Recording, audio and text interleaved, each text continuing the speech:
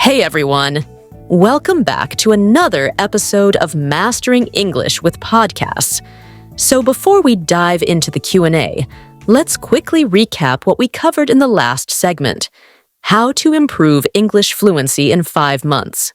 We talked about setting realistic goals, immersing yourself in English daily through reading, writing, listening, and speaking.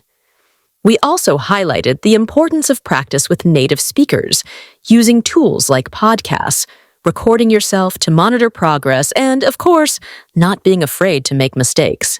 Exactly. Remember, fluency doesn't happen overnight, but with consistency and the right methods, 5 months is enough to see great improvement. Now, let's move on to the exciting part. Your questions. Who's got the first one? Hi, I'm Julia. And my question is, how do I stay consistent with practicing English every day? Sometimes I lose motivation. Great question, Julia. Consistency is key, but it can be hard to stay motivated. One trick is to integrate English into activities you already enjoy. For example, if you like watching movies, try watching them in English with subtitles. Also, set small, achievable goals like speaking for 10 minutes each day. And remember to celebrate those small wins. We discussed this in another episode. Does that make sense? Right.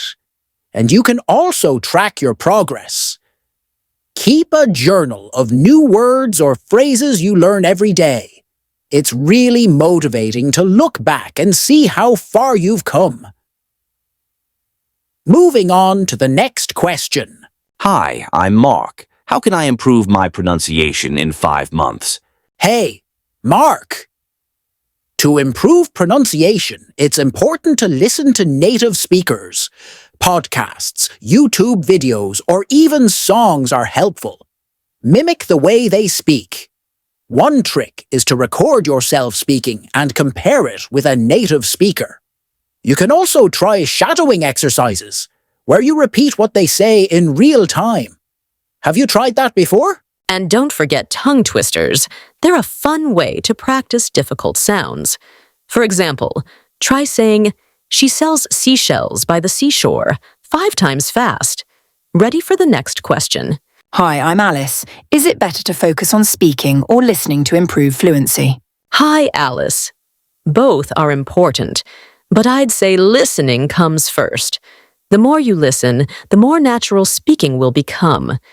You pick up on the rhythm, tone, and vocabulary that native speakers use. But don't wait too long to start speaking. You can practice both at the same time. For example, listen to a podcast, then try to summarize it out loud. Exactly. The two complement each other.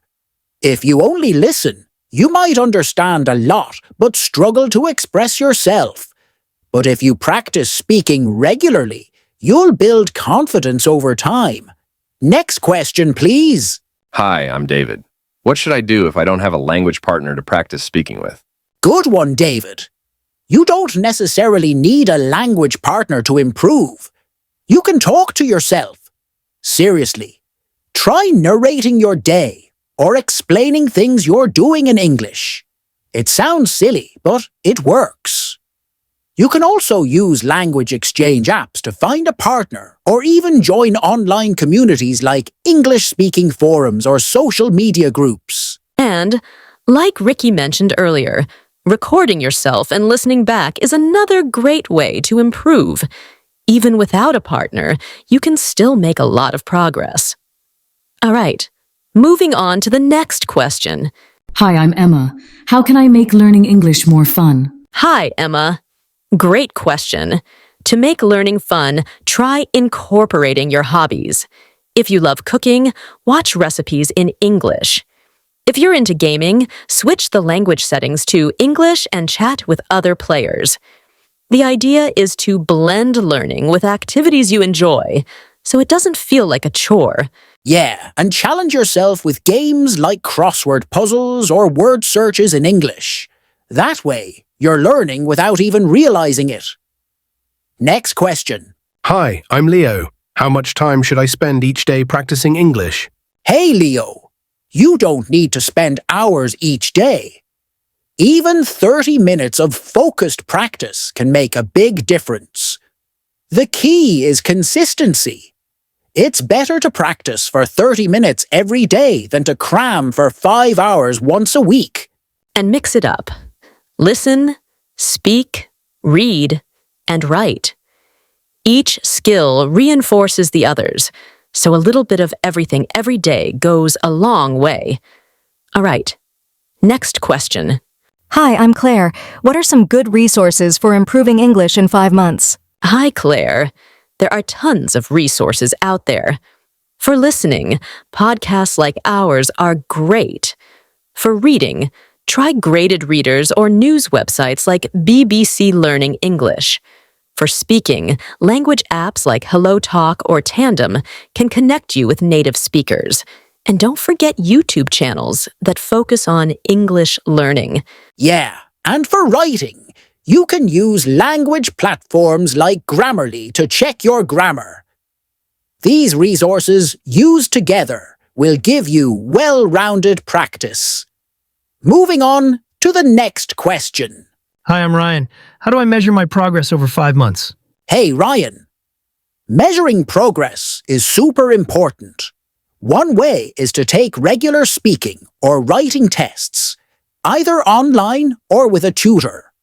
You can also record yourself speaking now and compare it with recordings in a month or two.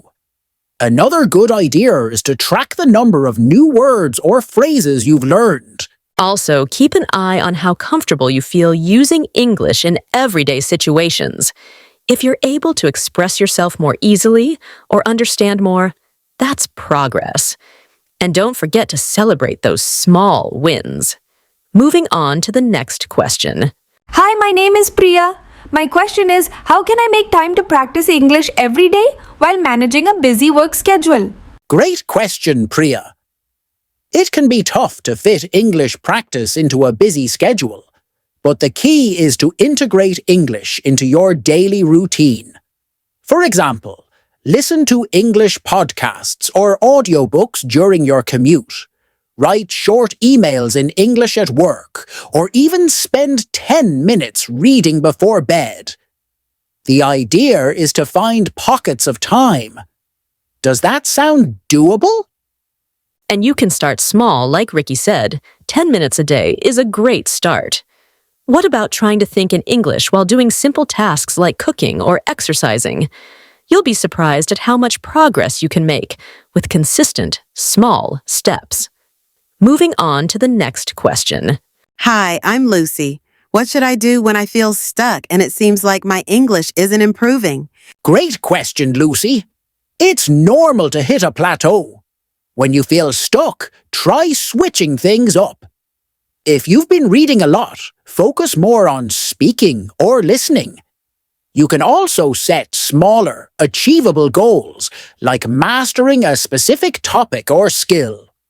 This can give you a sense of progress and motivation. And don't forget to celebrate small wins. Sometimes we don't notice our own progress. But if you look back at where you started, you'll realize how far you've come. Stay positive and keep pushing forward. Moving on to the next question. Hi, I'm Jacob.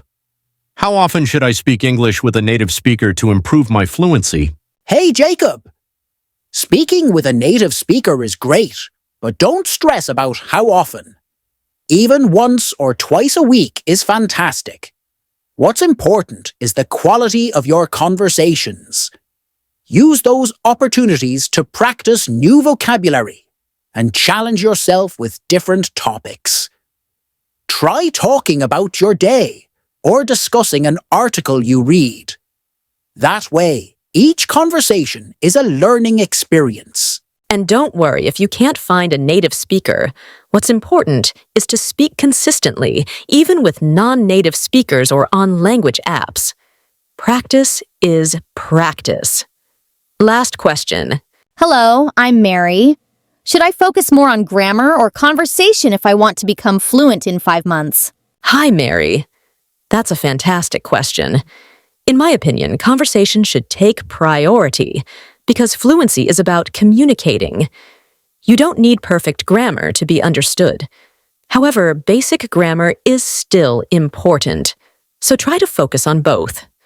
Learn key grammar rules, but don't be afraid to make mistakes while speaking. What do you think, Ricky? I agree.